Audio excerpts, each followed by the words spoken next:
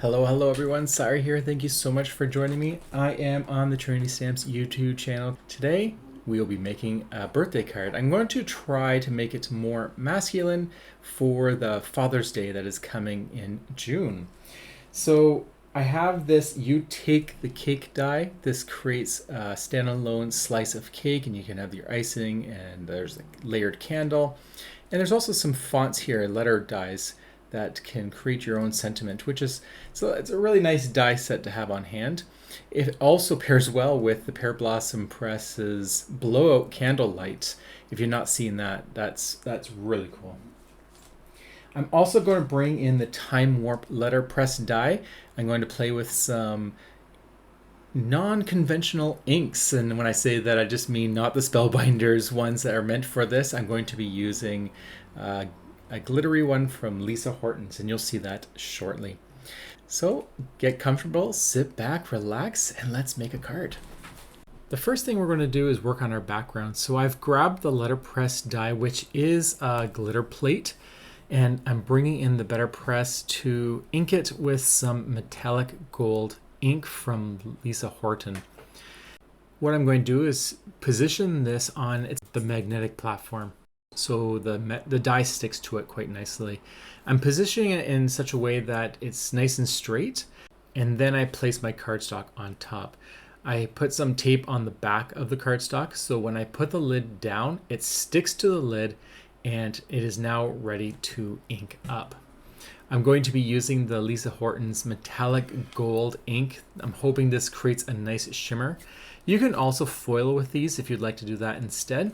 But if you're working with the letterpress, we can try this, and we will run that through the machine. Now, this cardstock is not the really thick 100-pound cotton type cardstock, so you're not going to get that really beautiful impression that the letterpress are known for, but it's not bad. I think that looks pretty good, and we'll trim that off camera. For today, we are going to be working with ink smooshing. So I'm going to be doing this in a few colors, brown first, and I'm adding a tiny bit of black because I want to kind of create this dark chocolate cake. What I do is I've taken a piece of watercolor cardstock and I just smush it down into that with some water, dry it, and then I just keep repeating the process until I get a desirable outcome. I'm going to be using the die set to cut these all out. So you're not looking for perfection, but you definitely don't want any white showing up. So this is as many steps as you need to do, back and forth. But then when you're done, you can actually take the ink brush, blending brush, like a buddy brush from Trinity Stamps, and then you can just ink over it that way to finish off with removing any white. But as you can see, every time you do this, it's adding more and more layers, and you definitely want to dry it in between. Otherwise, it'll just become it'll become really flat. So you can see that there's still some white left on this. So this is where I'll bring in the buddy brush and the blending brush, and I will just go over those white areas with a very soft hand using the Vintage Photo, which was the lighter of the two colors, or three if you count the black, that I used. The next thing we're going to do is bring out some cream cardstock. Now this is not watercolor, so if you watch carefully, you'll see that it behaves a little bit differently. It doesn't give you the different layers. It kind of soaks in right away. So I don't even really need to dry it too much with my heat gun because there's nothing really to dry. The paper just soak that right up. So the process is the same, it's just the paper will just behave slightly different. And then the last one I'll show you is the green, and I'm using 2 shades of green here. I will also be doing another brown and an orange, but I'll do that off camera because the steps are exactly the same. You just dab, you dry, and then you dab. I'm using the watercolor paper again, and you could just see that it has more layers to it. It's not so flat. And there you go. So I've zoomed that out, and I'm going to cut a candle out of the green one. So off camera, I have already cut the cake in the brown, and I've cut the icing and in the white. So for the candle, I'm going to cut the outline first, and then what I'll do is I'll bring in a darker shade of green. In this case, it's Rustic Wilderness, and I'm going to very lightly darken this. I don't want it to lose all that layer and texture, but I do want it to darken so that when we cut this out one more time with the shadow dye right here, it now is a darker version that matches the light version of our outline. So there we go. So now we can tie that or layer those together. And even though it's the same green, that darker green allows it to stand out a little bit more. So it's not, if you didn't do that, it would almost blend in too much. So there we go. Now I did throw away the insert of that flame, so I have to go in my recycling bin to grab it out. Luckily, it was just sitting there on the top. And the reason we're putting this back in is because on this die set, there is another flame here. So I'm going to cut that out on some orange cardstock. This is the same ink smushing, but in orange. And we're going to place that right there on top. You can do a yellow. I'd like the orange. I thought it looked kind of nice. So there we go. There's our candle. We'll put that aside. So off camera, like I said, I had cut all the pieces. And so I'm going to cut it one more time with the brown. And don't worry too much about this because we are going to darken it a little bit more. But essentially, I want this to be chocolate cake, but I just want to add another layer of the cake so that it just is nice and flush with all these layers. If we put the icing down only and not those extra layers, it does look kind of like it's missing something.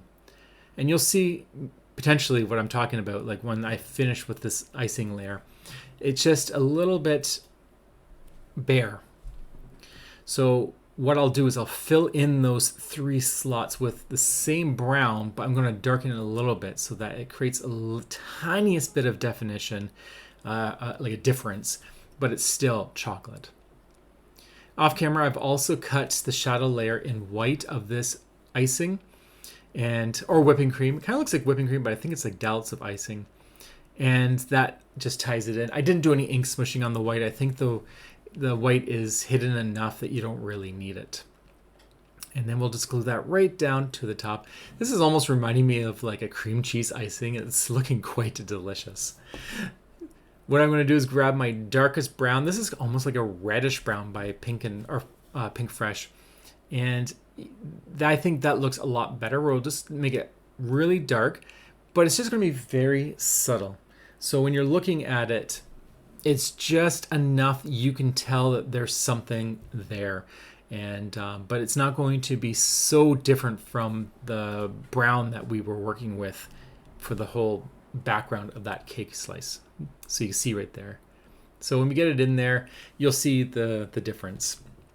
And I think it's that bit of reddish tinge to that brown that makes it a little bit more standoutish, which in a good way. So we'll just glue these down following exactly how they were cut. I believe the first 2 are the same width, but the bottom one is a bit skinnier. So if you find there's a lot of gap between it, it's probably on the wrong layer. There we go. And then we have our candle, and we'll put that on afterwards. Now it is time to start building our card. Like I said, I've already cut that background down to an A2 size. And then I'm going to add some layer cardstock to the back of our cake so that we now have some depth instead of using foam tape. Bringing out the metallic pigment ink again and just swiping it across a piece of cardstock because I want to cut out the sentiment Happy Birthday using the same ink that we used for the letterpress background. This will tie in all the gold. You could have used mere gold cardstock, but I figured since I've already used this ink, you might as well do it this way. And off camera, I have cut out this Happy Birthday 2 extra times in white cardstock because I'm going to glue these all together and just make it a nice, thicker, more sturdy sentiment. I'll do that all off camera so you don't see me do it. Essentially, all I'm doing is layering one layer at a time and putting it together. And You could have offset it a bit if you wanted to, but I find when I'm working with white and then a colored top, I don't glue it perfectly anyways, so it kind of gives you that offset, and you can kind of see the white in that sentiment. I was going to put the card lengthwise, but I realized that the candle was going to be hanging off the card, so we're going to switch this around so it's a portrait style. And I'm just positioning everything so I know exactly how we're going to situate this card. So I now have my candle in the perfect position, grabbing a little bit of cardstock to make it the same level as that icing whipping cream layer, and we'll put that down. By doing this, my candle is now secure, so when I go to glue down everything, it is in the perfect position so I can line it up perfectly. And there we go. I love this. This is really cool with that background. The next thing we're going to do is glue down our sentiment. Don't need to worry about putting too much glue on this. It's a very fine sentiment. It's very thin. So the little bit of glue is all you need. If you do end up putting a little bit too much, just dab it off. I use the back of my hand sometimes, as you can see right there, and then you don't have too much glue being put down on your paper. Now that everything has been glued down, let's finalize this card on our card base. This is an A2 size card base, and we're going to fit this perfectly on top. And if you do see any white, and you will see it I'm just going to snip that off. It could be that I didn't cut my card base perfectly, and that does happen. All I did was I just took some scissors and trimmed off that 1/16 of an inch that you can see on the right there. Because there's so many layers on this cake and the candle, I did snip a piece of scrap cardstock 6 times glued together just to glue behind the flame, and now it is perfectly flush with the card and there's nothing hanging, sagging, or just hovering there. And you can barely even see it. It's just perfect. To finalize the card, I did bring in some golden sparkle stars. These are absolutely adorable. If you love the sparkle spots, the stars are a great addition to your collection. It has the same amount of amazing sparkle, but in star form. And I find when you're using this background, the stars are a perfect embellishment. It just makes it look like it's full of excitement. So we'll just glue these all down, and that concludes this card.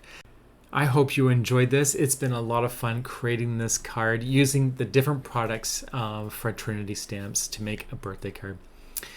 Until the next time, have a fantastic day, and I'll talk to you all later. Take care. Bye.